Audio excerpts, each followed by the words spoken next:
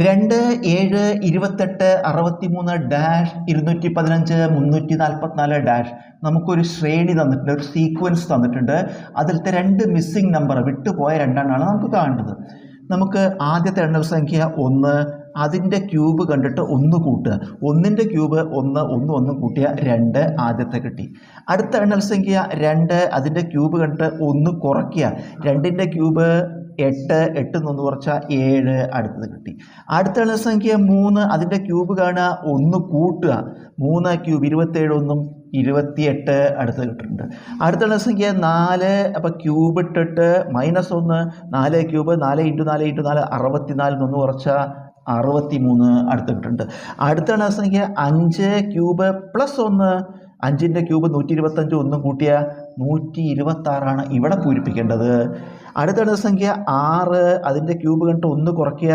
6ൻ്റെ cube 6 × 6 × 6 216 നിന്ന് കുറച്ചാൽ 215 അത് കിട്ടുന്നുണ്ട്.